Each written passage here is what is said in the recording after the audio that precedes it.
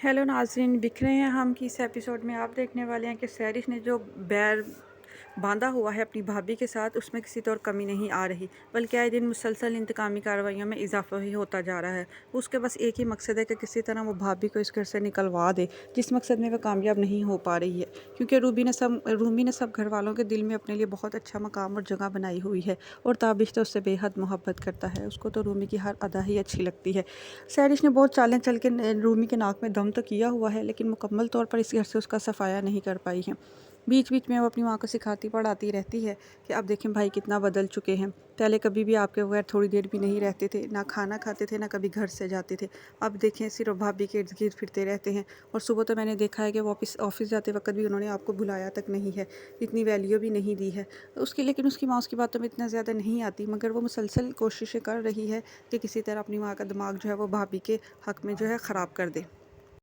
दूसरी तरफ सैरिश जो है वो आहिल को भी अपने कब्ज़े में किया हुआ है। रूमी अगर सैरिश को सुलाना चाहती है या फ़ीड करवाना चाहती है, लेकिन वो सैरिश का जब दिल चाहता है आहिल को लेने का, वो रूमी से उसको ज़बरदस्ती ले लेती है।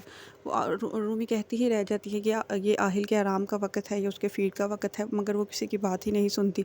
रूमी कहती है कि मुझे भी मेरे बच्चे का अच्छे बुरे का पता है, तुम हर वक़्त अपनी मर्ज़ियाँ चलाती रहती हो, मेरी कोई बात भी नहीं मानती हो। सैरिश कहती है कि आपको पता तो है कि सारे घर पर मेरी हुक्मरानी और मेरी मर्ज़ी चलती है। अब अगर मैं घर पे हूँ, मेरी छुट्टी है, तो आहिल तो मेरे पास ही रहेगा ना। गर्ज़ ये कि वो आहिल को भी हर वक्त रूमी से खींच कर अपने साथ ही लगाए रखती है। रूमी दूसरी तरफ परेशान तो बहुत होती है, लेकिन वो उसकी सैरिश के आगे कोई भी नहीं चल सकती। और दूसरी तरफ जो है वो ताबिश की ऑफ़िस पे प्रमोशन हो जाती है। ताबिश बहुत ज़्यादा खुश होता है, वो घर में आता है, सबका मुँह मीठा करवाता है। तो वो अपनी माँ को ये खुशखबरी देता है। तो सैरिश कहती है सबसे पहले आपने ये खबर किसको सुनाई? रूमी भाभी को तो पहले से ही पता होगा, मगर रूमी कहती है ऐसी कोई बात नहीं है, मुझे भी अभी तुम सबके साथ ही पता है। गर्ज़ ये कि वो इस मौके पर भी थोड़ी बदमज़गी पैदा करने की कोशिश कर रही होती है, मगर वो इसमें कामयाब नहीं होती है। दूसरी तरफ ऑफ़िस की तरफ से जो है वो एक टूर का अरेंजमेंट किया जा रहा होता है, जिसमें ताबिश रूमी को ले जाना चाहता है। वो अपने पेरेंट्स से बात करता है कि क्या वो रूमी को अपने साथ ले जाए। उसके पेरेंट्स कहते हैं हाँ बिल्कुल, क्यों नहीं, तुम लोग घूमो फिरो, यही तो तुम्हारे दिन है, और जब से आहिल इस दुनिया में आया है उसके बाद तो तुम रूमी को कहीं लेकर ही नहीं गए हो। लिहाजा ताबिश और रूमी जो है वो खुशी खुशी दूसरे सिटी टूर पर जाने लगते हैं। तो सैरिश को बड़ी तकलीफ़ होती है। वो कहती है कि आहिल को साथ नहीं लेकर जाना। अपनी माँ से कहती है कि आपने क्यों रूमी को परमिशन दी है कि वो दूसरे शहर में छोटे से बच्चे को लेकर जाए। अगर भाभी ने जाना है तो जाएँ, आहिल को हमारे पास छोड़ के जाए। अब भाई के तो आते दिन टूर हुआ करेंगे, तो क्या भाभी आहिल को लेकर चलती मना करेंगी? ये नहीं हो सकता। मगर उसकी माँ कहती है क्यों क्यों ना घूमे फिरे वो, तुम्हें क्या तकलीफ़ है उनके जाने से? तो सहरिश कहती है नहीं, मुझे कोई तकलीफ़ नहीं है, मैं तो बस उस आहिल की वजह से कह रही थी कि भाभी अकेले उसको कैसे सँभालेंगी, बहुत ज़्यादा मुश्किल हो जाएगी भाभी के लिए। तो मगर सहरिश की माँ कहती हैं कि तुम फ़िक्र मत करो, जब औरत माँ बनती है तो उसको सब तरीके खुद ब खुद ही आ जाते हैं, और रूमी आहिल का बहुत अच्छे से ख़्याल रखती है। रूमी और ताबिश जो है वो इतने अरसे के बाद जब घूमने फिरने के लिए जाते हैं तो एक दूसरे के और भी करीब होते हैं, एक दूसरे से और भी ज़्यादा खुश होते हैं। ताबिश रूमी से कहता है कि रूमी तुम थोड़ी थोड़ी उदास और परेशान दिखाई देती हो, अगर कोई परेशानी है तो तुम मुझसे शेयर नहीं करोगी तो किससे शेयर करोगी? तुम मुझसे अपनी परेशानी शेयर करो। रूमी कहती है अगर मैं आपको बताऊँगी तो क्या आप मेरी बातों का यकीन करेंगे? तो ताबिश कहता हाँ बिल्कुल, क्यों नहीं करूँगा, तुम बस मुझे बताओ, मेरा दिमाग काम करता है, मैं देख लूँगा कि क्या बात सही है और क्या नहीं। तो रूमी पहले तो सोचती है कि वो ताबिश को सहरिश के बारे में बताए या ना बताए, मगर आहिस्ता-आहिस्ता उसके ज़हन में ये ख़्याल आता है कि बेहतरी इसी में ही है कि ताबिश को वक़्त पर ही उसकी बहन की हरकतों के बारे में आगाह कर दिया जाए।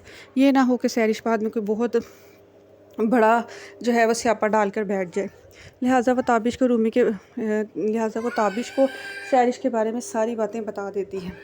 वो कहती है कि सहरिश ने मेरे साथ इस तरह से बहुत ज़्यादतियाँ और नाइंसाफ़ियाँ की हैं।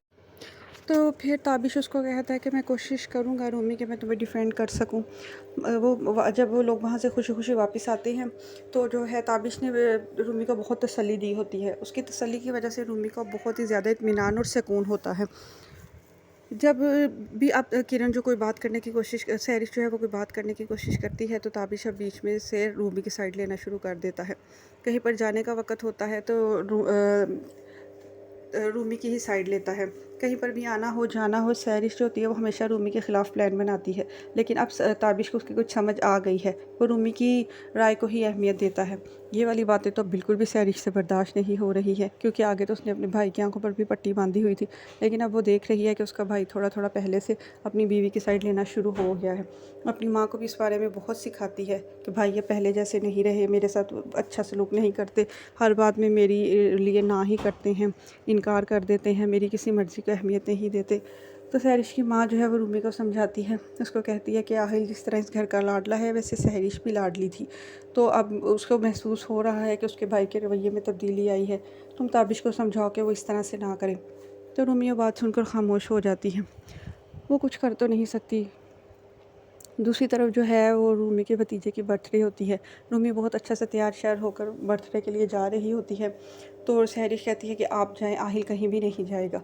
तो रूमी कहती है क्या मतलब, हम अब आहिल को तुम्हारे पास छोड़ के घर तो नहीं जाएंगे, वहाँ पर फिर हमें सुकून नहीं रहेगा, हमारा जहन जो है वो आहिल की तरफ ही लगा रहेगा।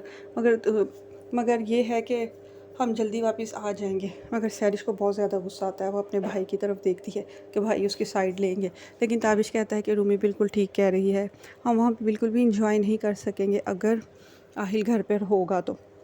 लिहाजा वो लोग आहिल को लेकर चले जाते हैं। सहरिश को बहुत ही ज़्यादा गुस्सा आ रहा होता है कि आजकल तो उसकी कोई भी बात जो है वो सही सुनवाई नहीं हो रही है। खैर आहिल जो है वो बीमार हो जाता है, तो सहरिश जो है वो बहुत बातें बनाती है। वो कहती है भाभी को मना भी किया था कि इसको ना लेकर जाएं, सही तरह से केयर नहीं कर सकती तो क्यों लेकर जाती हैं। लिहाजा वो जो है रूमी को कसूरवार ठहराने की कोशिश करती है, लेकिन घर वाले कहते हैं कि कोई बात नहीं, छोटे बच्चे बीमार हो जाते ठीक हो ही जाएंगे। सहरिश को बड़ा अंदर ही अंदर तप चढ़ रही होती है कि मैं तो कोई भी बात करती हूँ, कोई भी रूमी के ख़िलाफ़ बोल ही नहीं रहा। दूसरी तरफ जो है सहरिश जो है वो अपनी दोस्त के तवस्सुत से सारिम के ऑफ़िस में जॉब करना शुरू हो चुकी है।